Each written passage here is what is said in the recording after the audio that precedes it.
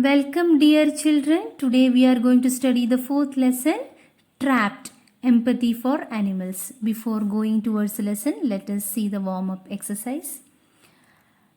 What similarities and difference do you find between the two pictures? Yes, the similarities is that there is human beings in both the pictures and also the dog.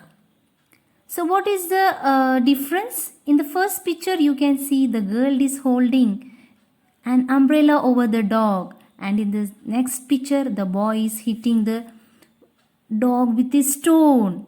First picture, the girl is empathized. She understands the feeling of the dog, but in the second picture the boy doesn't understand the feeling of the dog. Why do you think some people are cruel to animals? Are their actions right? No, we should never be cruel towards the animals because they also have equal right like human being on this wonderful earth. So let us read the story. A bear finds himself in danger after he enters a village, which is written by Sigrun Srivastava. The bear padded down the village path and stopped to sniff the air. The village lay sleeping in the hot afternoon sun. The bear walked on. He was young and chubby. Blades of grass lay knotted on his soft, shining black fur. When he arrived at the open gate, he peeped into a courtyard. A girl sat near a cot, scrubbing a brass plate with ash and sand. The polished plate sparkled in the midday sun. The glare hit the bear's eyes. He purred. The girl looked up. The dish fell from her hands, and she shrieked, "Bhalu!" What noise was that? The young bear was puzzled. He was frightened. He drew back a step or two, but then there was a loud noise that made him scared. Dogs barking burst out from everywhere, far and near. Suddenly, the young animal could smell danger.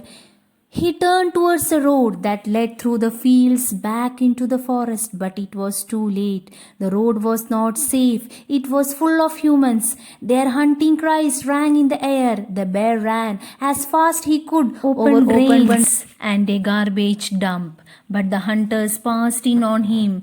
Through a cloud of dust he saw them coming towards him. A gang of children with the race sticks and close on their heels were the dogs. "Get him! Get him! Get him!" The bear did not understand the cries. Wild barking of the dogs terrified him. He turned and ran blindly into the next lane and the next and then to another. But his efforts were in vain. Confused with terror, he lost his way. Now he was angry. He rushed down a lane that led into a square. The animal did not know that the square led nowhere. The square was walled in all four sides. In the middle of it was an old dry well. The bear got to the well in a few leaps and looked around. There was no place to hide. He was trapped. The animal now turned round to face the children and the dogs. The children began to throw stones at him, and he was hit. First on his shoulder, then on his back. The dogs dug their teeth into his hind legs, which means back legs. The bear shook himself free and hit them with a paw. They fell back and he swung round, and one mighty leap he disappeared into the dark depths of the well. The children bent over the rim and threw stones and sticks into the well.